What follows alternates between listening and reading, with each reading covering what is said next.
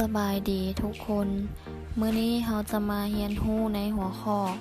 การกำหนดทิศและการหาตำแหน่งของดวงอาทิตย์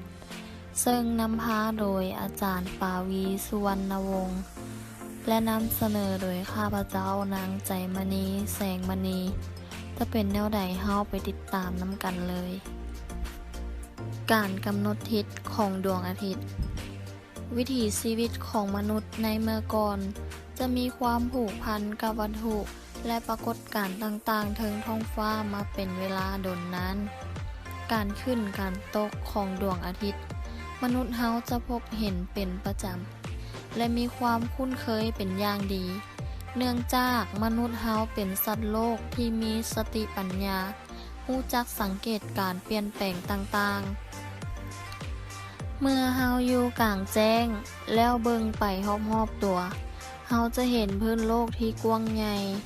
จนถึงขอบฟ้าเป็นรูปครึ่งหน่วยมนเฮาเอิ้นเส้นตัดระหว่างขอบฟ้ากับพื้นโลกว่าเส้นขอบฟ้าเส้นขอบฟ้าเป็นเส้นวงมนอ้อมตัวเฮาในพื้นเพียงเมื่อสังเกตการเคลื่อนที่ของดวงอาทิตย์ในตอนเช้าจะเห็นดวงอาทิตย์ขึ้นมาจากขอบฟ้าด้านหนึ่งเอิ้นว่าทิศตะวันออกและดวงอาทิตย์จะเคลื่อนที่ขึ้นสูงที่สุดในเวลาตอนเที่ยงจากนั้นดวงอาทิตย์จะเคลื่อนที่ต่ำลงจนดวงอาทิตย์รับขอบฟ้าอีกด้านหนึ่งเอิ้นว่าทิศตะวันตกการขึ้นการตกของดวงอาทิตย์เกิดจากการหมุนอ้อมตัวเองของโลกตามแกนเหนือและใต้ดังนั้นการกำหนดทิศอยู่เทิงหน้าโลกจึงแบ่งออกเป็น4ทิศหลักๆคือ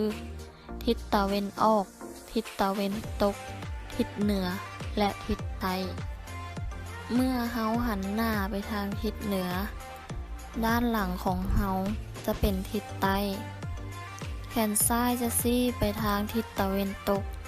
แขนขวาจะซี้ไปทางทิศตะวันออกและเมื่อเฮาหันหน้าไปทางทิศตะวันตกด้านหลังของเฮาจะเป็นทิศตะวันออกแขนซ้ายจะซี้ไปทางทิศใต้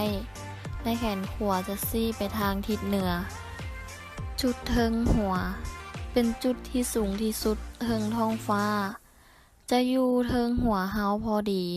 เอิ้นว่าจุดเทิงหัวจุดเทิงหัวของผู้สังเกตกับหน้าโลก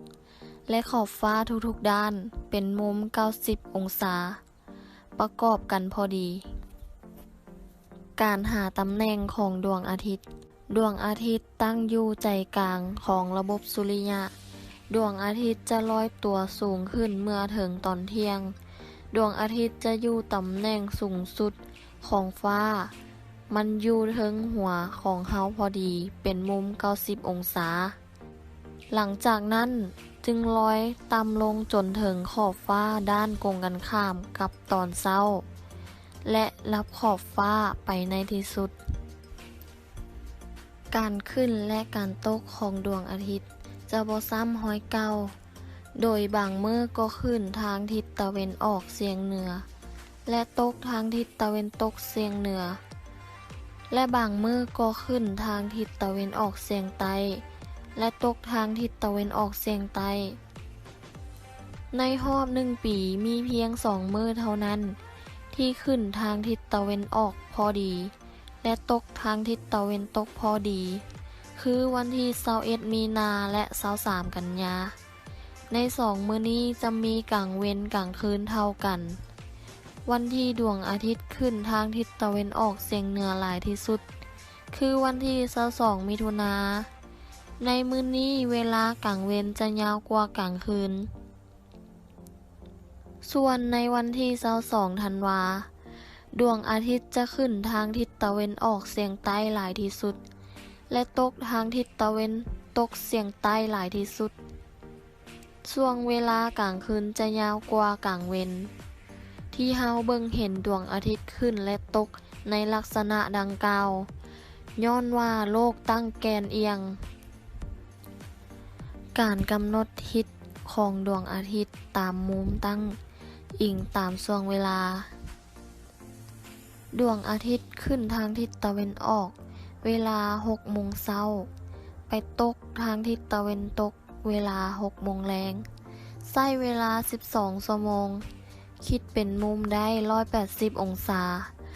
ดังนั้น1ชั่วโมงดวงอาทิตย์จะเคลื่อนที่เท่ากับ 180 ส่วนให้12เท่ากับ 15 องศาเพราะฉะนั้นเวลา 9 โมงเช้าดวงอาทิตย์จะอยู่สูงจากขอบฟ้าด้านทิศตะวันออกเท่ากับ 9-6 คูณ 15 เท่า 45 องศา1 มื้อมี24ชั่วโมงในวงมนหนึ่งมีมุมเต็ม360องศาได้360องศาส่วน24เท่า15องศาตอนเช้าดวงอาทิตย์จะเริ่มขึ้นแต่เส้นขอบฟ้าโดยเทียบให้เป็นมุม0องศาเวลา8โมงดวงอาทิตย์จะลอยตัวขึ้นจากเส้นขอบฟ้าเป็นมุม30องศาพอฮอดเวลา10โมงดวงอาทิตย์จะขึ้นจากตำแหน่งเดิมขึ้นเป็นมุม60องศาเวลา12โมงดวงอาทิตย์จะลอยตัวขึ้นอยู่ตำแหน่งสูงสุดจะตั้งฉากกับหน้าโลกเป็นมุม90องศาเมื่อเวลา2โมงแลงดวงอาทิตย์จะค่อยเคลื่อนตัวลงไปทางทิศตะวันตกประกอบเป็นมุม120องศามาฮอนนี้วิดีโอของข้าพเจ้าก็ได้จบลงเพียงเท่านี้ถ้าผิดพลาดประการใดก็ขอโทษขออภัยและสามารถคอมเมนต์ตำหนินิสมใต้คลิปนี้ได้สำหรับมื้อนี้ขอกล่าวคำว่าสบายดี